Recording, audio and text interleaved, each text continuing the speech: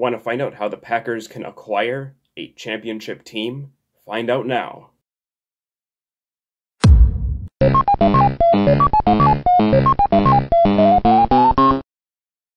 What's going on, you guys? This is Jake with PackMan Sports, back with another video, and this is how the Green Bay Packers can get a championship caliber football team.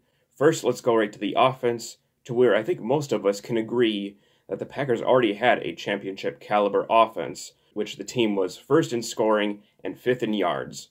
So the offense is not really too much of anything to worry about. It's just being able to figure out how to replenish it and maintain the juggernaut offense that the Packers had in 2020, and hopefully it'll translate into 2021. I'd like to be able to highlight free agent moves that the Packers can and should make in order to be able to keep this offense maintained. Starting with the running backs, the Packers will likely to look into drafting a rookie running back in the wake of losing Aaron Jones and possibly Jamal Williams, because the team is still working on getting back under the cap. And who knows how much money Jamal Williams is going to be looking to making. Aaron Jones will probably be in the about over 10 million range, probably from 10 million to 15 million, depending on which team is willing to be able to offer a really big deal, especially with the guaranteed money that. So if the Packers want to go with a rookie running back with a lesser amount of money than versus what a veteran would come in for, even on a short deal, so the Packers could look into all kinds of other different day two running backs that could possibly be in the third and fourth rounds if they want to go that route. A second round pick probably will not be used on a running back this year, because the Packers did spend a second round pick last year on A.J. Dillon, so there's definitely a lot to come back from A.J. Dillon. Jamal Williams, A.J. Dillon, along with a rookie running back would be a very, very nice trio. This list here is just a simple short list of rookie running backs that could be interested in. Some fit very well scheme-wise. So the state of the running backs is in flux due to free agency and uncertainty about what the Packers can do in free agency, whether they're able to sign Aaron Jones or Jamal Williams, or possibly both. It's looking like it's very unlikely that the Packers are going to be able to get Aaron Jones back due to the amount of money that he is going to be demanding from the market, and Jamal Williams could very well be in that same category. I think he will probably likely demand less. So there is a pretty good possibility that Jamal Williams will be able to be signed back to the Packers. Depending on the situation, we will see how things go over the duration of free agency, and when the Packers can and will be able to get back under the cap to be able to bring Jamal back to Green Bay. Now to the wide receivers. A second and a third round pick would probably most likely go to wide receiver.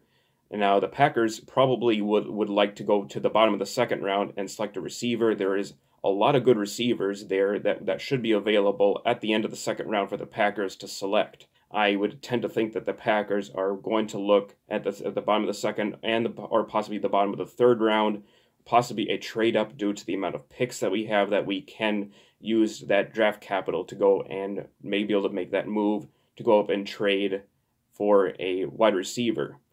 Since the wide receiver class is very deep, I love the Packers' chances of acquiring a nice young rookie.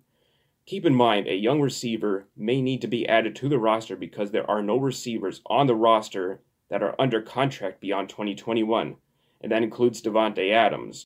Now I would like to highlight the offensive tackles. The Packers have a pretty big need at offensive tackle. What I would like from the Packers is to be able to select an offensive tackle in the first or second round, due to the fact that that offensive tackle is not a very easy position. It would be really, really smart to be able to backfill offensive tackle just in case David Bakhtiari is not going to be available come week one, where it would be nice to be able to solidify that offensive line, have depth, and in case if we need to have a rookie offensive tackle come in and step up and play right tackle, it would be very, very wise for the Packers to be able to select one in the first or the second round in a very, very deep offensive tackle class.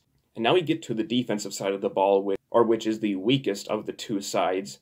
The defense, I can say that it's so close but not quite being able to be a championship caliber defense, we have seen that the Super Bowl championship caliber defenses played in the Super Bowl, namely the Tampa Bay Buccaneers. That is probably the gold standard of defenses probably right now, is the fact that the Tampa Bay Buccaneers were able to do what they were able to do in order to be able to beat just about every single opponent that they had to.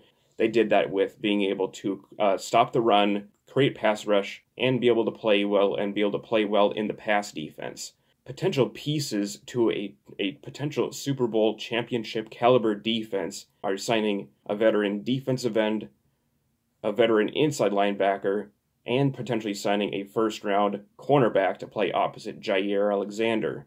Starting off with the veteran defensive ends, the list is plentiful in this free agency class, starting with J.J. Watt, our hometown hero, age 31, will soon be 32, the Texans' face of the franchise, is clearly the apple of the Packers' eye.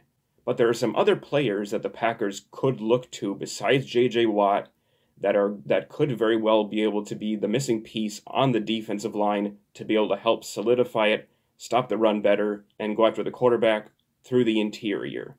Shelby Harris, Derek Wolfe, Roy Robertson Harris could be a very, very good scheme fit. He comes from the Vic Fangio system. And Jarrell Casey, who was just recently released by the Denver Broncos, dealt with some injuries, has been able to play with Vic Fangio under a Vic Fangio defense. And these are some really, really good players here that the Packers could look to as veterans that may be able to possibly be able to be cheap enough for the Packers to sign. I really would count on probably just a small portion of this group, but this is just a short list of players that would fit the bill in order to be able to help the Packers. The cornerback situation is in flux due to Kevin King and Chandon Sullivan being free agents, with Kevin most likely moving on to another football team. Veteran cornerbacks and some first-round rookies that can fit pretty well at what the Packers look for in a corner. Some that can play in zone, some that can play in man. It would be wise for the Packers to look to either signing a veteran or drafting a first-round cornerback, because cornerbacks take time to develop. The Packers want a starting caliber corner. This team will probably have to look to draft a cornerback high. It would be kind of a stretch to select one in the second round, because second-round cornerbacks take some time to develop. They have high upsides, but they take some time to develop, and that has been a little bit of a problem for the Packers in recent years, which has been drafting second-round cornerbacks. Josh Jackson has not worked out too well as a former second-round corner. Quentin Rollins, he didn't work out too well. With the Packers' cap situation, it's kind of unlikely that the Packers will look to getting a free agent corner as opposed to drafting a corner for cheaper. The Packers will also probably be looking to add some more depth pieces at the cornerback position. They probably could look to move on from Chandon Sullivan with another possible nickel cornerback.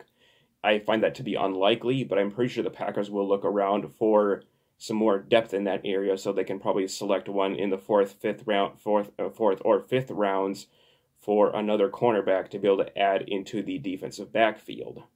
As far as the defense goes, it's probably going to be a little bit tougher to be able to match what my suggestion is for the defense, as being able to sign veteran players will be very difficult for the Packers, but it's not outside of the realm of possibility that the Packers can very well field a championship defense this season, even without my suggestions. It's possible that the Packers can easily be able to win a Super Bowl with the group of inside linebackers that we have now in Chris Barnes and Kamal Martin, being these two young second-year pros that are going. The reason why I want a veteran inside linebacker for the Packers is due to experience and just being able to be more of an established veteran. So that would really, really help the Packers this season if there is an inside linebacker on the market that they can afford to sign in order to be able to help solidify the inside linebacking core and being able to make it better as a whole. The core nucleus of this group of the Packers is actually very good. The foundation is here. We have really, really good football players such as Kenny Clark, Rashawn Gary. He's coming into his own. Zadarius Smith, Jair, Adrian Amos, Darnell Savage. This is a very, very exciting group of defensive players that we have. We just need to be able to cap it off, add some more pieces to the defense in order to make it a Super Bowl championship caliber defense. It's just going to take adding a few more pieces to this defense to be able to take it over the top. And the coaching is definitely going to play a crucial role in how this defense is going to be able to perform up to the standards that the Super Bowl championship caliber defenses possess.